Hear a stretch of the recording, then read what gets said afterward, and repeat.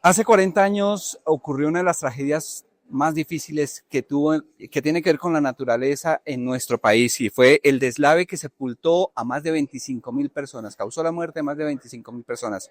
Mario Villalobos nos cuenta todo esto en Armero. Mario, ¿por qué escribir sobre Armero? Carlos, porque es una herida abierta del país 40 años después. Lo que pasó es inconcebible, impensable, inaceptable. Arrancó como una deuda personal con mi abuelita, a quien yo amaba entrañablemente, y era nativa de Ambalema, Tolima, ahí mismito al lado del volcán. Durante la tragedia no perdió familia, por fortuna no perdió familia, pero perdió muchos amigos y sobre todo sus recuerdos de niña, porque eso era el sitio donde ella era feliz. Y me pidió algún día antes de irse de este plano que algún día yo tenía que contar esa historia. Y la vida me permitió, luego de que tú y yo compartimos tanto tiempo como reporteros y como hombres del oficio del periodismo, tomar un respiro para poderme sentar a contar esta historia tan dolorosa, pero creo que tan necesaria al mismo tiempo. ¿Qué encontró 40 años después?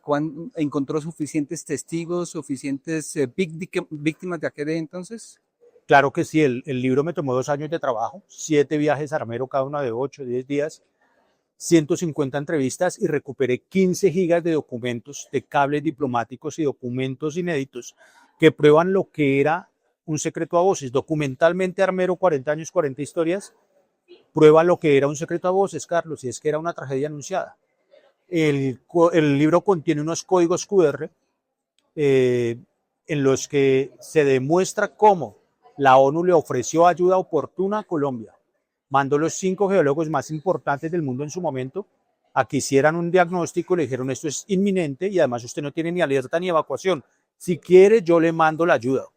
El gobierno colombiano se demoró 80 días en contestar para decirle a la ONU: listo, me interesa la ayuda, mándela, pero la pagan ustedes. De ese tamaño es la decidida. Y la otra gran revelación periodística del libro es cómo fue por decirlo menos, la indelicadeza en el manejo de los recursos. Se calculan a precio de hoy unos 900 millones de dólares, perdón, en donaciones que se esfumaron. Y hoy hay armeritas caminando por el nuevo casco urbano en Armero Guayabal, armeritas de 70 y 80 años, mendigando quien les regale una arepa o un tinto para desayunar.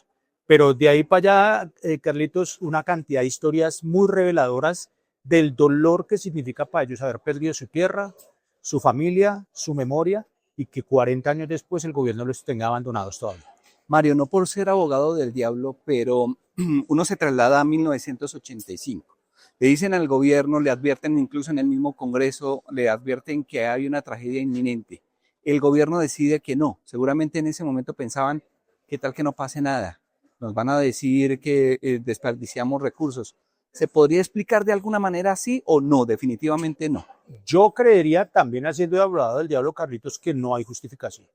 Porque no solamente ese debate del que hablas, que lo organizó el parlamentario Arango Monedero, donde le advirtió clarísimamente al gobierno cuál era el riesgo que se corría. Para ese momento, septiembre del 85, ya desde junio la ONU había ofrecido la ayuda y no lo hicieron. Ahora, ¿cuál es el único, digamos, atenuante? Éramos un platanal. Colombia no tenía la capacidad logística ni económica, era un país sobreendeudado, con una fuerza helicoportada mínima, con una situación de orden público que empezaba a ser compleja por el despegue del M-19, de las FARC, etcétera, ¿cierto? Pero tampoco había un sistema serio de gestión de riesgo. De hecho, la gran lección de Armero es que nació el Sistema Nacional de Gestión de Riesgo y Desastres, encabezado por la hoy muy polémica Unidad Nacional de Gestión de Riesgo. Hay algunos atenuantes, Carlos, hay algunas cosas que hacen pensar que tal vez no hubo la suficiente diligencia, pero cuando uno mira que 40 años después tampoco hicieron nada y se robaron 900 millones de pesos que se esfumaron porque ni reconstruyeron el pueblo, ni satisficieron todas las necesidades de las víctimas, es muy complejo y muy difícil pensar que se obró de buena fe. Encontró mucha tergiversación en la historia de lo que nos han contado a lo que logró averiguar para este libro. No, no es muy lejano, especialmente porque es evidente cuando tú llegas a Armero y ves el Camposanto, que debía ser un lugar totalmente arreglado, turístico, incluso como lo que pasa en Pompeya, Italia, pues hoy es un muladar que está a la buena de Dios. Y hay una ley de honores sancionada desde el 2013 que, fíjate el dato, nombra 17 entidades responsables de la recuperación de Armero. La base de datos de Planeación Nacional dicen que el avance de la ley es del 80.4%. Es un chiste cuando tú vas y hay abuelos en la calle, no hay empresa, no hay empleo, no hay el SENA siquiera regional para eso. Y cuando no se ha cumplido con el tema de la recuperación de la memoria de Armero y se está revictimizando a las personas que todavía hoy, digamos, deambulan y sufren la tragedia. Hay una diáspora de armeritas por todo el país. Hay una generación entera de niños que salieron del fango y se perdieron. Entonces es muy complejo pensar que el gobierno colombiano ha funcionado. Los pocos avances se han dado por cuenta de la buena voluntad y de la gestión de Quijotes y de gente que quiere Armero y hace las cosas por su cuenta. Mario, Armero es un relato desde el punto de vista de usted como periodista, una investigación periodística, o está algo novelado. No, es 100% real. Todas las entrevistas están prácticamente transcritas como se hicieron. Está en tono de crónica porque creo que esa es una de las cosas que más me gusta hacer en la vida, pero tiene esos dos pilones de investigación periodística que te digo. El libro, como te digo, tiene códigos QR para que la gente descargue los documentos y vean lo que está aquí. Mucha gente me dice, venga, pero usted investigó estos 2 años para regalar ese material. Ese material no es mío, Carlos. Le pertenece al país, a la opinión pública, para que la gente vea que cuando yo digo que la ONU envió una carta fechada en junio del 85 advirtiendo y ofreciendo ayuda, la carta está ahí. Cuando yo digo que la Cruz Roja cometió indelicadezas con el manejo de la plata es porque los documentos lo dicen. Y cuando hay narración de víctimas y también de la resiliencia de los armeritas, porque el libro también tiene eso, están las voces de ellos. Yo soy un espectador externo que simplemente fui escribano de un dolor que todavía agobia a los armeritas y debería agobiar a todos los colombianos. Esto debería ser una causa de país. Entre esas cosas que sigue agobiando a los armeritas está la entrega de niños como si se tratara de objetos. Lleve y cuide a este niño. Usted está buscando un niño, tengan, acá está. ¿Cómo lo quiere? Alto, bajo, moreno, ¿cómo lo quiere? Y así se trata acá este tema. Hay un apartado completo, Carlos, en donde se relata qué fue lo que pasó. Y un poco sin intención de spoilearles el libro, relata cómo, pues, Colombia no estaba preparada para eso. Y no tenía un sistema de respeto a la niñez. Hasta ahora se está empezando a esbozar mundialmente el tema de protección a la niñez. Los niños salen del fango por cuenta de los rescatistas del ejército y la policía y son entregados a bienestar familiar. En ese entretanto muchos desaparecen. Otros sencillamente quedan a la buena de Dios en una tragedia en la que nadie sabía qué hacer.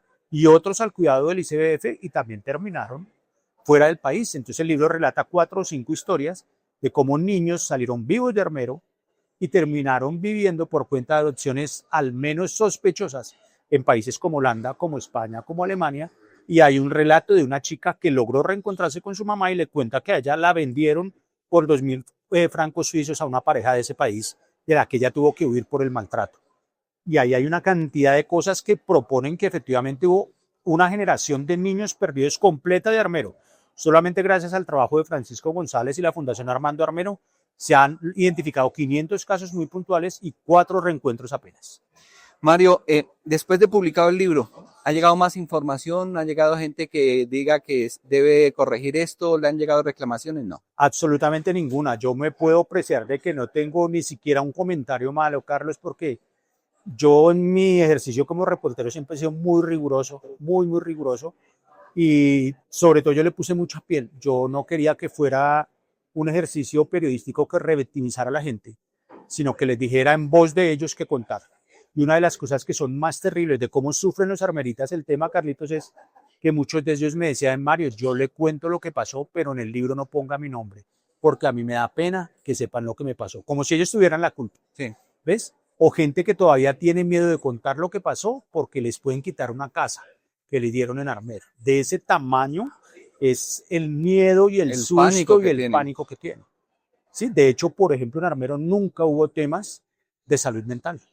Entrevisté yo al único médico que a propósito se salvó en la tragedia, que estuvo en los campamentos que duraron casi 2 años ahí vivos y me relata, para que lo puedan leer todos, cómo había prostitución, drogadicción, alcoholismo, peleas, suicidios y hasta madres que regalaron los niños a la guerrilla que husmeaba en los campamentos porque no tenían cómo darles de comer. Por eso les hablo que la dejación del Estado no tiene perdón cuando había plata.